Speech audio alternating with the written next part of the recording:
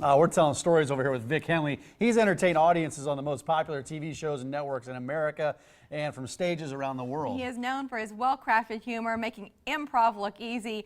He's also a nice guy, which means something to us around here. It does. Vic Henley, welcome back. Well, We like having you on the show this time of year because you're a big college football fan. Auburn. I came, I was here in a driving rainstorm when I was about, this is probably my 30th year of Husker football, of coming out here, for real. And I'm from Alabama, I'm an Auburn guy, but it just kept coinciding that I was in town and there'd be a day game and I could get back to the club and do the shows at night. So when you guys applaud for the winning team that just kicked your butt, and I'd never seen this. I'm from the SEC. There's gunplay.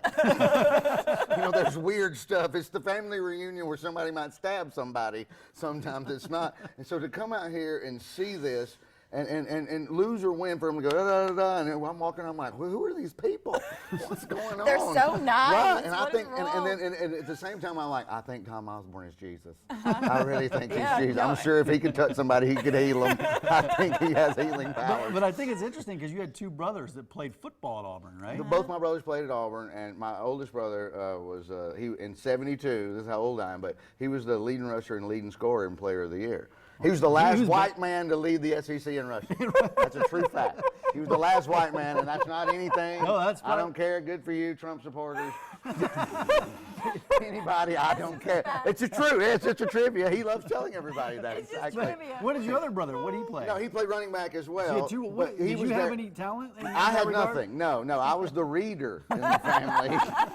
I used to do the middle one's homework for him. Those are important too, by the way, Vic. My brother took me for show and tell when I was in the 2nd grade because he was in the 9th grade and I could do his homework for him. And he told his teacher this, and she's like, "That's not true."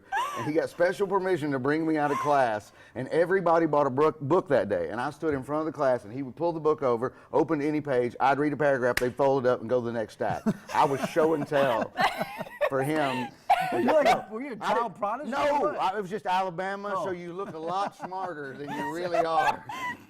If you just have literacy on your side. Any other part of the country, you're a C student. Just regular. Yeah, just regular. I forgot this happened. And I was doing comedy for about 5 years, and the teacher that was his English teacher, she came to my show and she goes, "Do you remember when he did this?" And I'm like, "Oh no, I totally forgot that happened." And I was so happy that she told me that. Which is great because you did something with that brain of yours. I don't though know. You do comedy now. Oh, yeah, exactly. Some people get into comedy, maybe they try it when they're 18 and they never leave. You went to college. You were a stockbroker, Vince. For Vic, before you got into comedy, which Mary is Lou. I know your name. Where did you come from with Vince? I don't know. Because we're laughing too much time. It's too much fun. I know. That could be it. So, but how did you transition from stockbroking to comedy? They promised me a job. It was Dean Witter, and I had interviewed with them. And this is before cell phones and everything. So I had moved across country to Phoenix, Arizona. And I got there, and they said, "Hey, we get 2 spots in January and 2 spots in June to put people in training for the Series 7 is what the test is to be a broker, I think." And they're like, "We lost one of our spots, so you need to just," and I'm like, "Well, then I'm not working for you. I just moved across country for you, and you just told me I don't have a job." And they're like, "Well, you can still work here. You're just going to be like Funky Boy, make copies, and we'll pay you." And I'm like, "No, I'm going to be a comedian." I'd always wanted to do it. I told my friends I wanted to do it since I was 9 or 10on years old. And I think it was always in the back of your mind. Yes. And so the prospect of actually, I probably didn't really want to go to work. I mean, who wants to go to work? But y'all aren't working. No. This is not work. No, it's true. But you did write a couple books, didn't you? I wrote some of well, Foxworthy will tell you that they're not books if they can fit on the back of the toilet.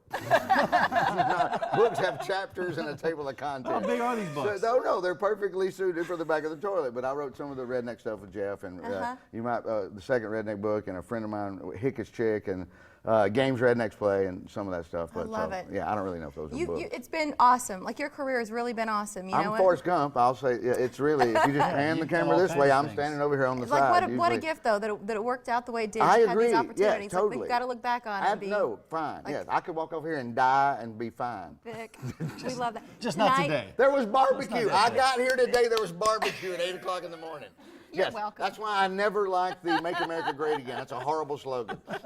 When we're having barbecue for breakfast, there's nothing wrong with America. It's pretty great. Tonight, tomorrow, and Sunday to see Vic Henley at the Funny Bone. Always Ought to great get to see you, tickets Vic. or log Good to see you, on. buddy. Tom, appreciate Yeah, it. take care. Tom. You've probably seen the Nutcracker, but Nutcracker Delight, it's a little bit different. The creator is here, and so are the dancers. They were warming up earlier in the green room. You might have seen that. And they'll perform a pas de deux from Act 1 coming up. Thanks, Vince.